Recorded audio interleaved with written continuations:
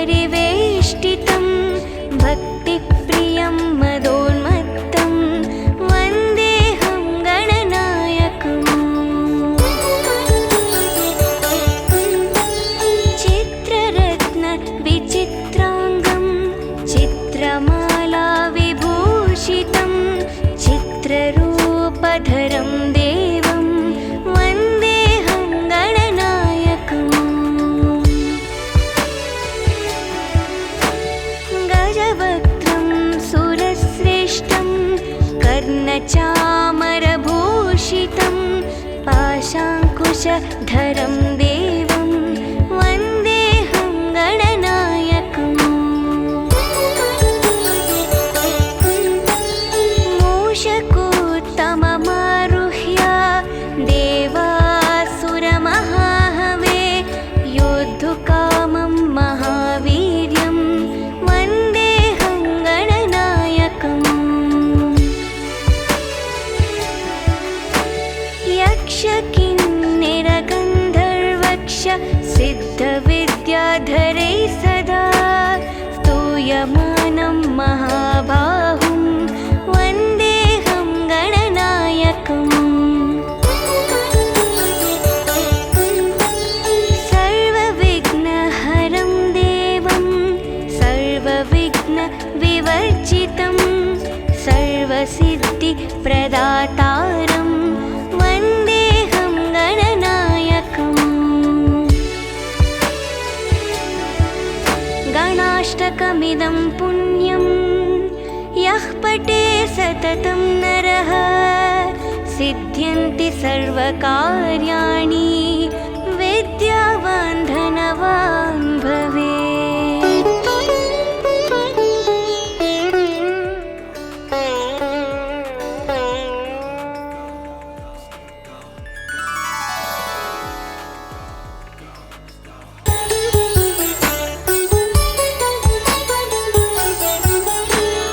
एकदन्तं महाकायं तप्तकाञ्चनसन्निभं लम्बोदरं विशालाक्षं वन्देऽहं गणनायकम्। मौञ्जीकृष्णाजिनधरं नागयज्ञोपवीतिनं बालेन्दुसुकलामौलिं वन्देऽहं गणनायकम्।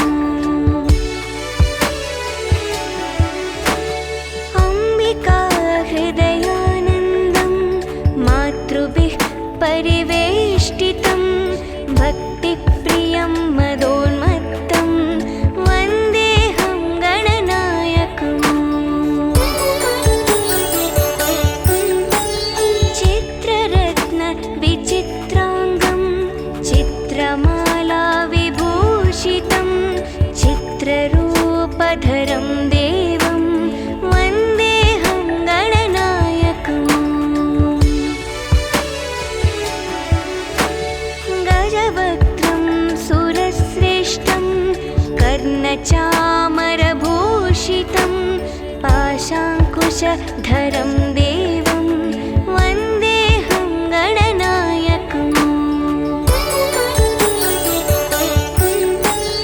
मूषकोत्तममारुह्य देवासुरमहाहवे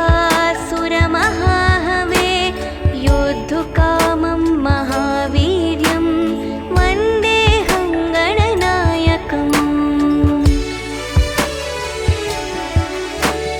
यक्षकिन्नरगन्धर्वक्ष सिद्धविद्याधरै सदा स्तूयमानं महाबाहुं वन्देऽहं गणनायकम्। सर्वविघ्नहरं देवं सर्वविघ्नविवर्जितं सर्वसिद्धिप्रदातारं वन्देऽहं गणनायकम्।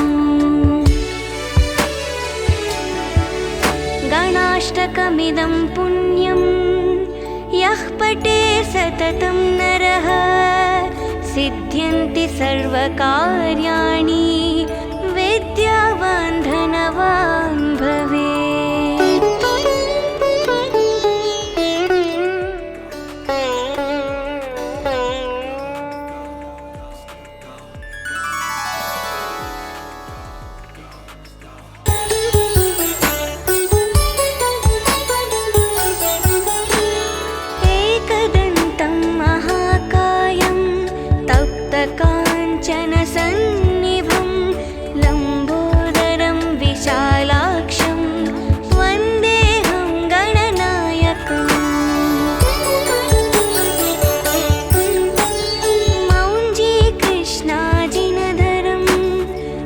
नागयज्ञोपवीतिनं बालेन्दुसुकलामौलिं वन्देऽहं गणनायकम्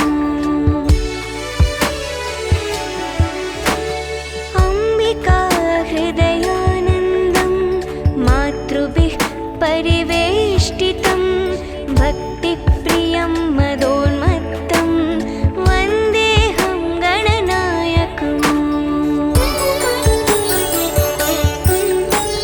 चित्ररत्नविचित्राङ्गं चित्रमालाविभूषितं चित्ररूपधरं देवं वन्देऽहं गणनायकम् गजवक्त्रं सुरश्रेष्ठं कर्णचामरभूषितं पाशाङ्कुशधरं देवं वन्देऽहं गणनायकम्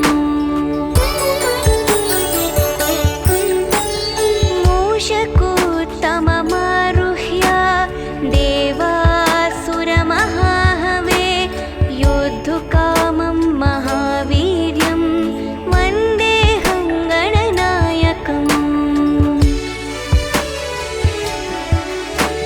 यक्षकिन्निरगन्धर्वक्ष सिद्धविद्याधरै सदा स्तूयमानं महाबाहुं वन्देऽहं गणनायकम्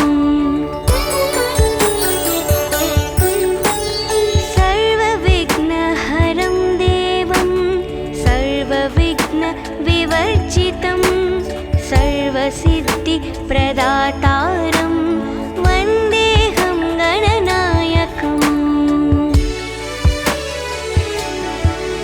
गणाष्टकमिदं पुण्यं यः पठे सततं नरः सिद्ध्यन्ति सर्वकार्याणि विद्यावान् धनवान् भवेत्।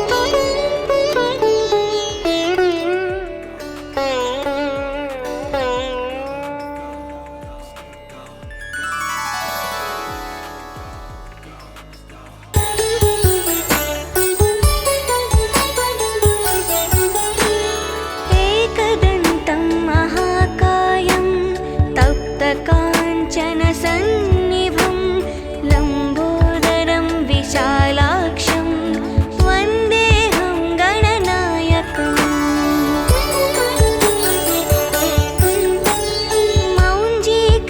मौञ्जीकृष्णाजिनधरं नागयज्ञोपवीतिनं बालेन्दुसुकलामौलिं वन्देऽहं गणनायकम् अम्बिका हृदयानन्दं मातृभिः परिवेष्टितं भक्तिप्रियं मदोन्मत्तं वन्देऽहं गणनायकम् चित्ररत्नविचित्राङ्गं चित्रमालाविभूषितं चित्ररूपधरं देवं वन्देऽहं गणनायकम् गजवक्त्रं सुरश्रेष्ठं कर्णचामरभूषितं पाशाङ्कुशधरं देवं वन्देऽहं गणनायकम्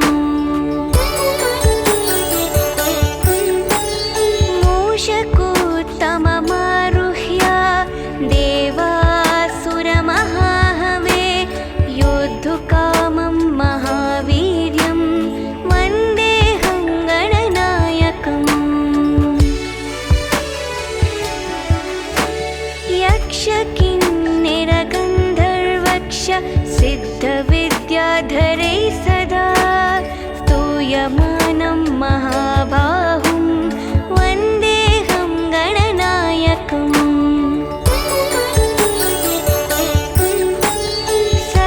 सर्वविघ्नहरं देवं सर्वविघ्नविवर्जितं सर्वसिद्धिप्रदातारं वन्देऽहं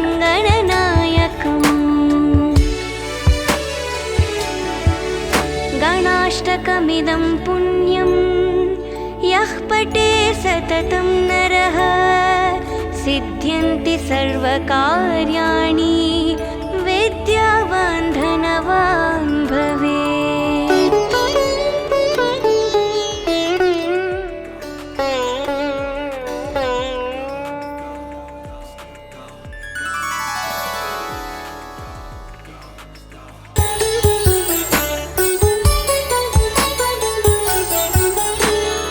एकदन्तं महाकायं तप्तकाञ्चनसन्निभं लम्बोदरं विशालाक्षं वन्देऽहं गणनायकम्।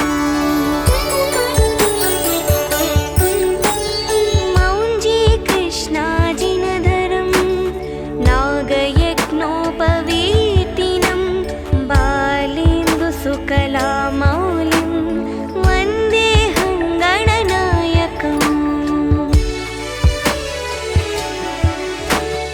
अम्बिका हृदयानन्दं मातृभिः परिवेष्टितं भक्तिप्रियं मदोन्मत्तं वन्देऽहं गणनायकम्।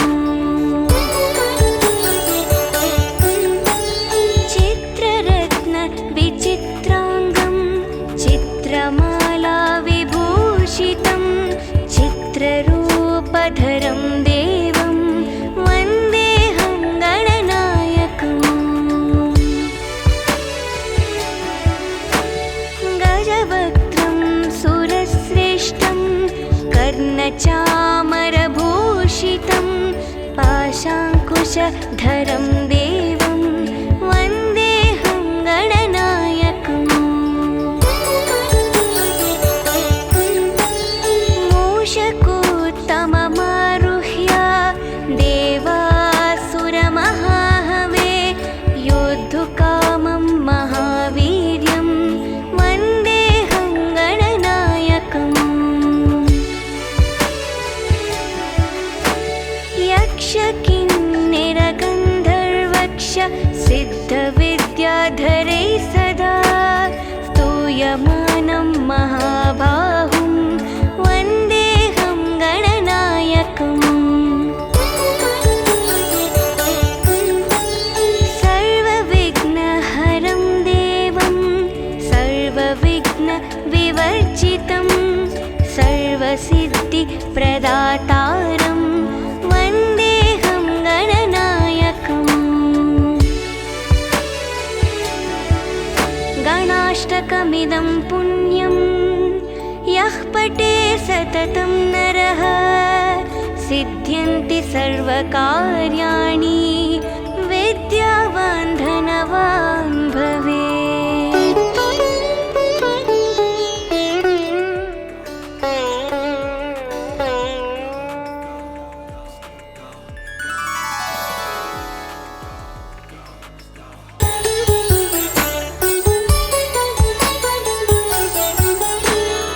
एकदन्तं महाकायं तप्तकाञ्चनसन्निभं लम्बोदरं विशालाक्षं वन्देऽहं गणनायकम्। मौञ्जीकृष्णाजिनधरं नागयज्ञोपवीतिनं बालेन्दुसुकलामौलिं वन्देऽहं गणनायकम्। अम्बिका हृदयानन्दं मातृभिः परिवेष्टितं भक्तिप्रियं मदोन्मत्तं वन्देऽहं गणनायकम्।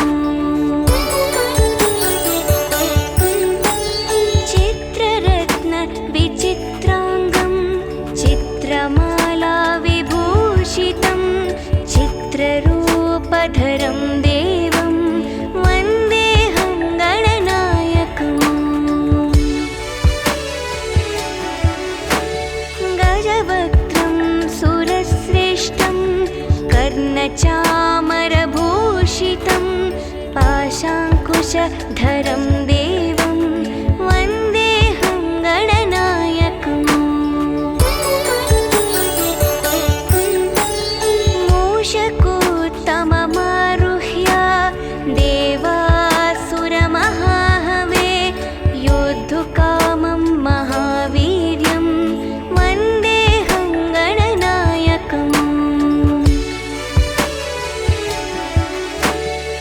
यक्षकिन्निरगन्धर्वक्ष सिद्धविद्याधरे सदा स्तूयमानं महाबाहुं वन्देऽहं गणनायकम्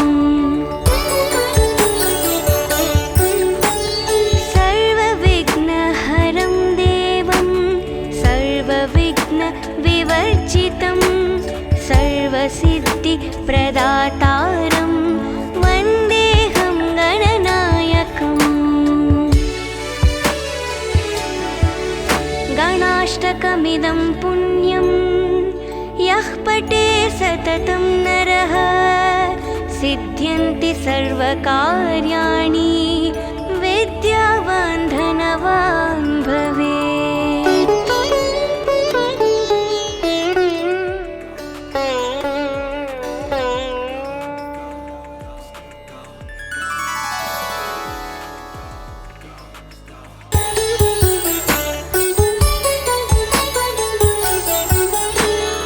एकदन्तं महाकायं तप्तकाञ्चनसन्निभं लम्बोदरं विशालाक्षं वन्देऽहं गणनायकम्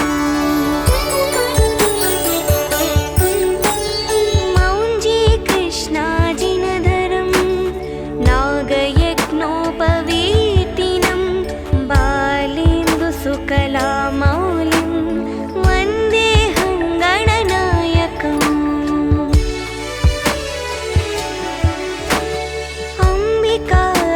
अम्बिकाहृदयानन्दं मातृभिः परिवेष्टितं भक्तिप्रियं मदोन्मत्तं वन्देऽहं गणनायकम् चित्ररत्नविचित्राङ्गं चित्रमालाविभूषितं चित्ररूपधरं देवं वन्देऽहं गणनायकम् गजवक्त्रं सुरश्रेष्ठं कर्णचामरभूषितं पाशाङ्कुशधरं देवं वन्देऽहं गणनायकम्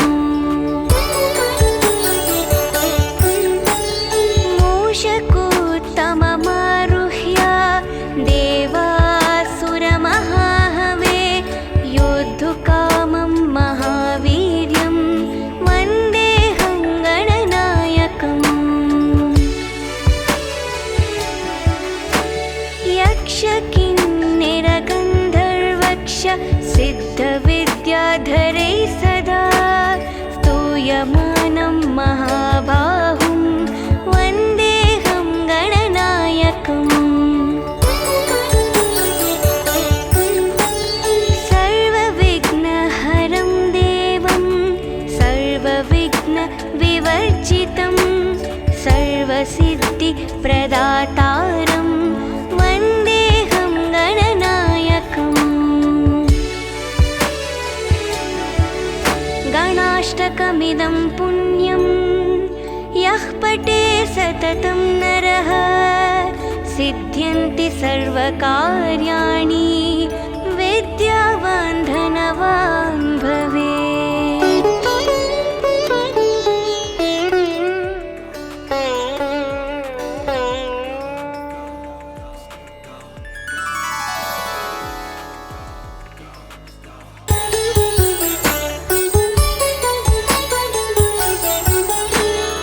एकदन्तं महाकायं तप्तकाञ्चनसन्निभं लम्बोदरं विशालाक्षं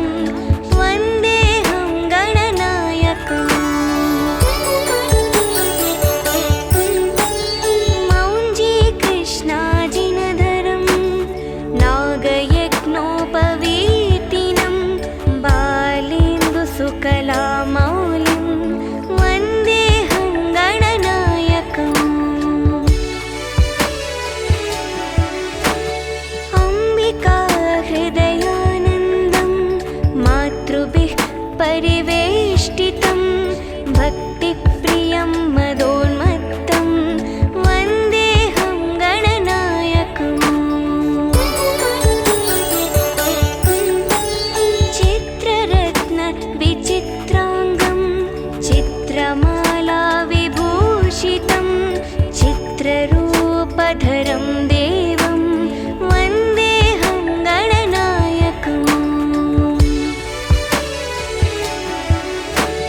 गजवक्त्रं सुरश्रेष्ठं कर्णचामरभूषितं पाशाङ्कुशधरं देवं वन्देऽहं गणनायकम्। मूषकोत्तममारुह्य देवासुरमहाहवे योद्धुकामं महावीर्यं वन्देऽहं गणनायकम्। यक्षकिन्नरगन्धर्वक्ष सिद्धविद्याधरैः सदा स्तूयमानं महाबाहुं वन्देऽहं गणनायकम्। सर्वविघ्नहरं देवं सर्वविघ्नविवर्जितं सर्वसिद्धिप्रदातारं वन्देऽहं गणनायकम्। गणाष्टकमिदं पुण्यं यः पठे सततं नरः सिद्ध्यन्ति सर्वकार्याणि विद्यावान् धनवान् भवेत्।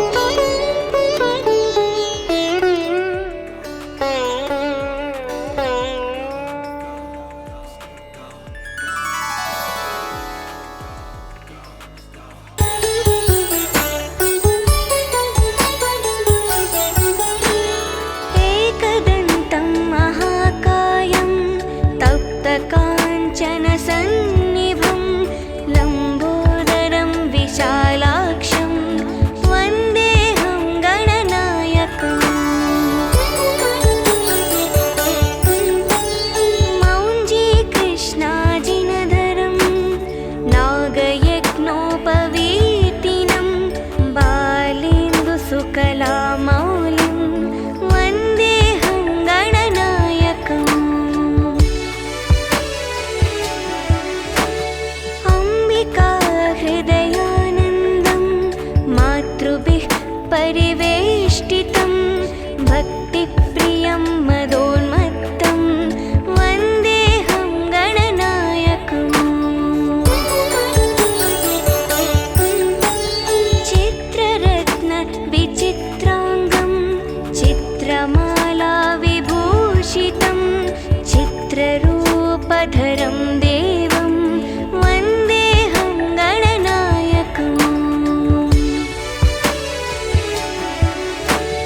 गजवक्त्रं सुरश्रेष्ठं कर्णचामरभूषितं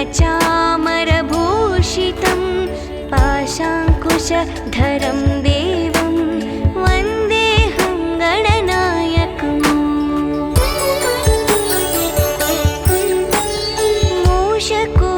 मूषकोत्तममारुह्य देवासुरमहाहवे योद्धुकामं महावीर्यं वन्देऽहं गणनायकम्। यक्षकिन्नरगन्धर्वक्ष सिद्धविद्याधरैः सदा स्तूयमानं महाबाहुं वन्देऽहं गणनायकम्। सर्वविघ्नहरं देवं सर्वविघ्नविवर्जितं सर्वसिद्धिप्रदातारं वन्देऽहं गणनायकम्। गणाष्टकमिदं पुण्यं यः पठे सततं नरः सिद्ध्यन्ति सर्वकार्याणि विद्यावान् धनवान् भवेत्।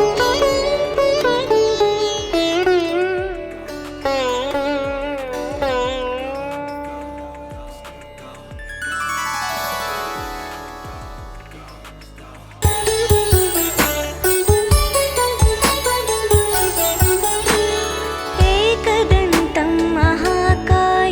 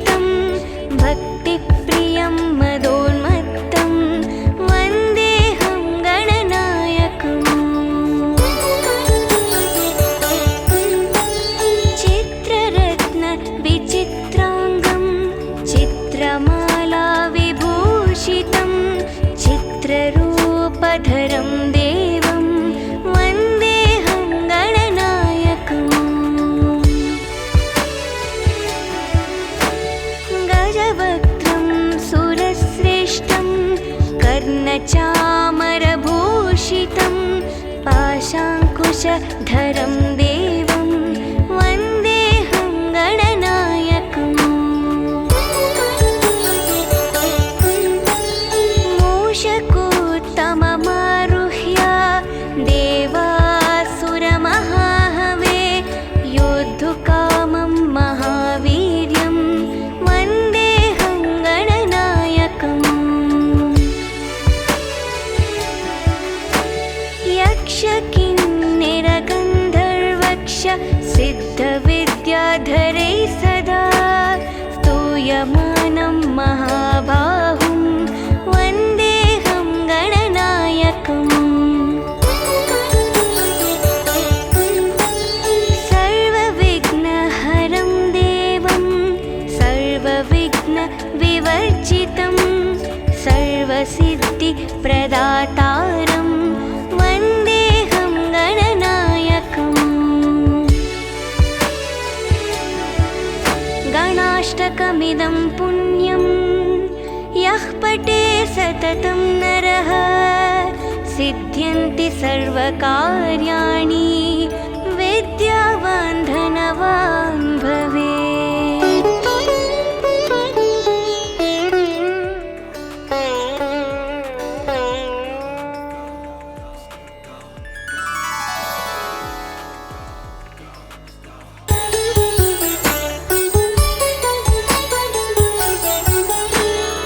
एकदन्तं महाकायं तप्तकाञ्चनसन्निभं लम्बोदरं विशालाक्षं वन्देऽहं गणनायकम्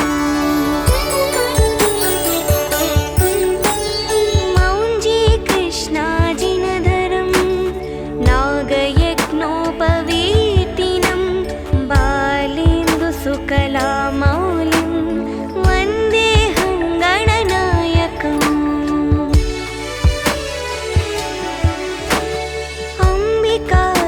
अम्बिकाहृदयानन्दं मातृभिः परिवेष्टितं भक्तिप्रियं मदोन्मत्तं वन्देऽहं गणनायकम् चित्ररत्नविचित्राङ्गं चित्रमालाविभूषितं चित्ररूपधरं देवं वन्देऽहं गणनायकम् गजवक्त्रं सुरश्रेष्ठं कर्णचामरभूषितं पाशाङ्कुशधरं देवं वन्देऽहं गणनायकम्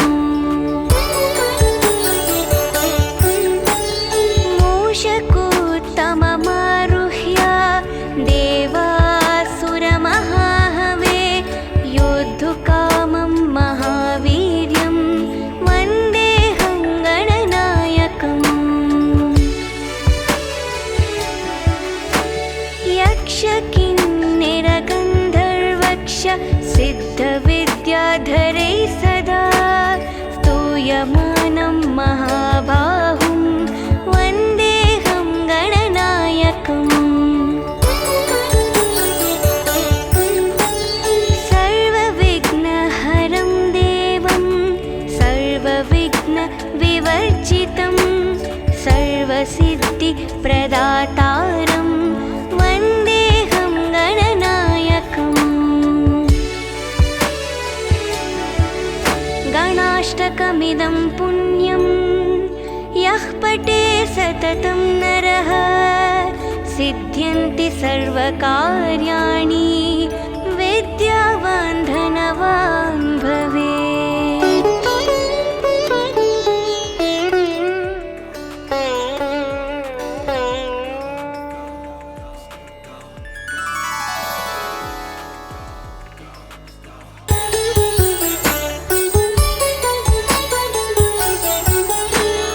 एकदन्तं महाकायं तप्तकाञ्चनसन्निभं लम्बोदरं विशालाक्षं वन्देऽहं गणनायकम्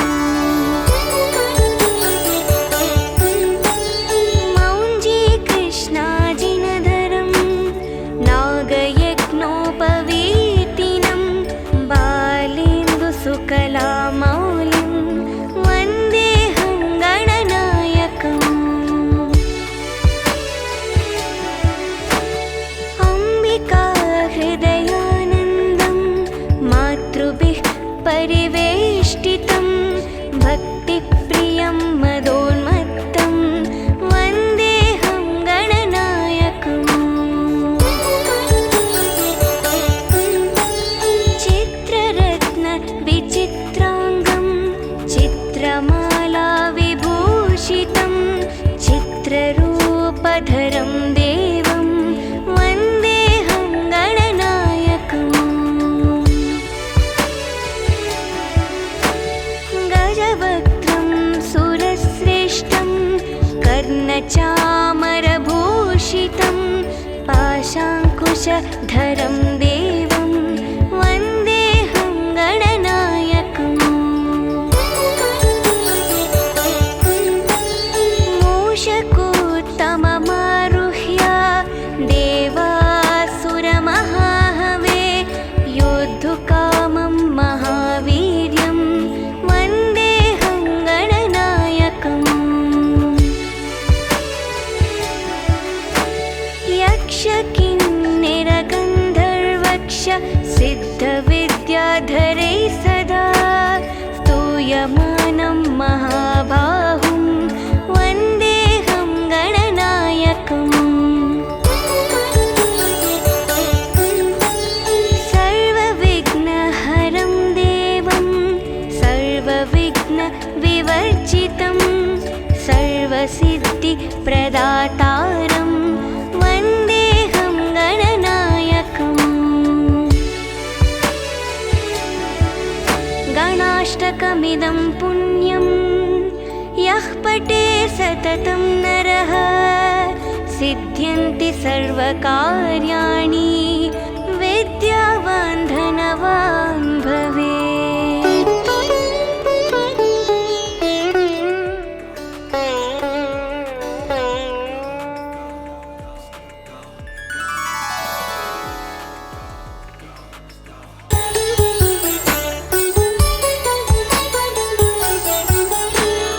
एकदन्तं महाकायं तप्तकाञ्चनसन्निभं लम्बोदरं विशालाक्षं वन्देऽहं गणनायकम्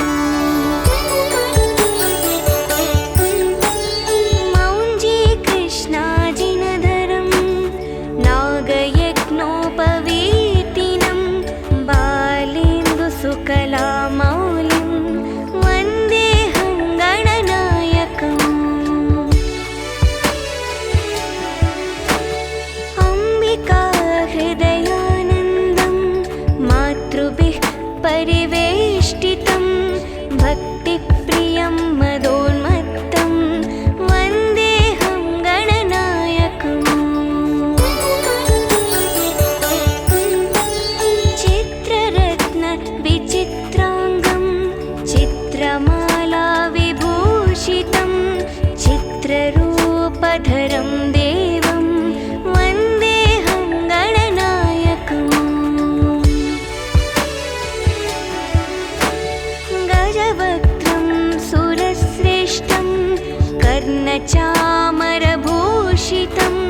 पाशाङ्कुशधरं देवं वन्देऽहं गणनायकम्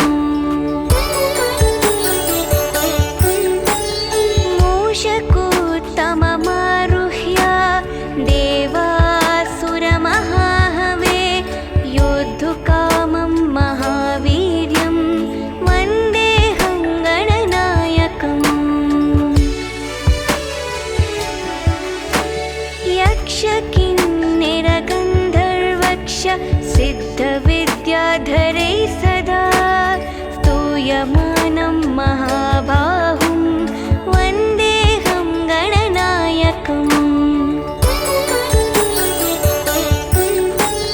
सर्वविघ्नहरं देवं सर्वविघ्नविवर्जितं सर्वसिद्धिप्रदातारं वन्देऽहं गणनायकम् गणाष्टकमिदं पुण्यं यः पठे सततं नरः सिद्ध्यन्ति सर्वकार्याणि विद्यावान् धनवान् भवेत्।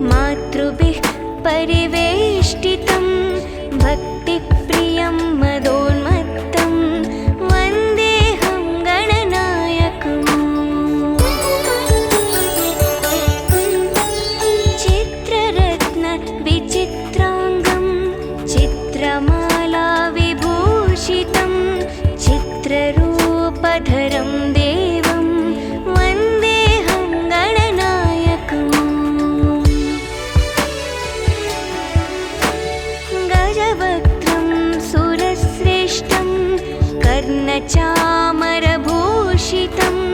पाशाङ्कुशधरं देवं वन्देऽहं गणनायकम् मूषकोत्तममारुह्य देवासुरमहाहवे योद्धुकामं महावीर्यं वन्देऽहं गणनायकम्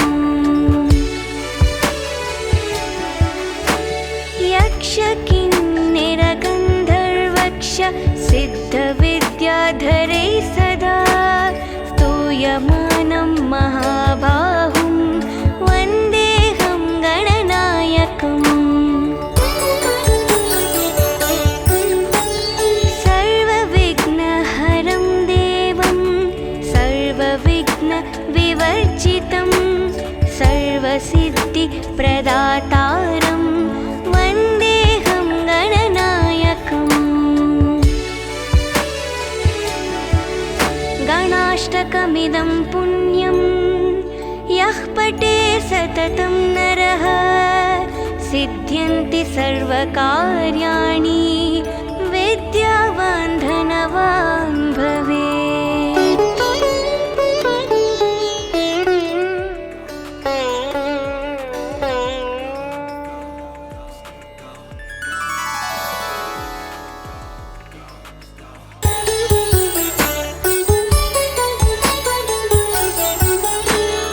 एकदन्तं महाकायं तप्तकाञ्चनसन्निभं लम्बोदरं विशालाक्षं वन्देऽहं गणनायकम्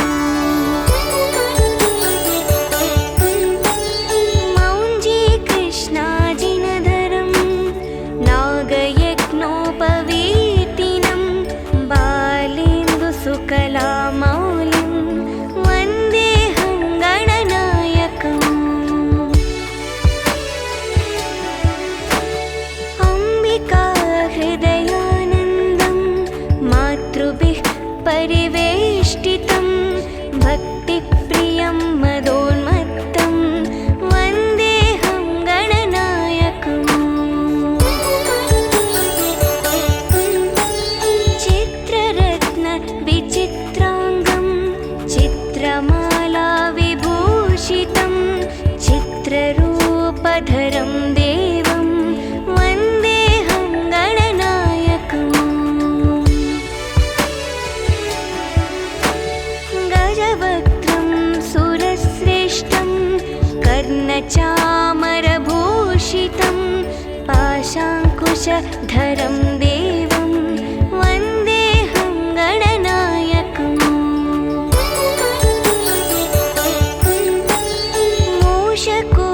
मूषकोत्तममारुह्य देवासुरमहाहवे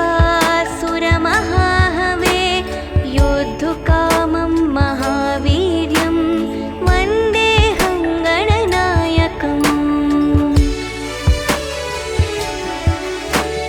यक्षकिन्निरगन्धर्वक्ष सिद्धविद्याधरै सदा स्तूयमानं महाबाहुं वन्देऽहं गणनायकम् सर्वविघ्नहरं देवं सर्वविघ्नविवर्जितं सर्वसिद्धिप्रदातारं वन्देऽहं गणनायकम् गणाष्टकमिदं पुण्यं यः पठे सततं नरः सिद्ध्यन्ति सर्वकार्याणि विद्यावान् धनवान् भवेत्।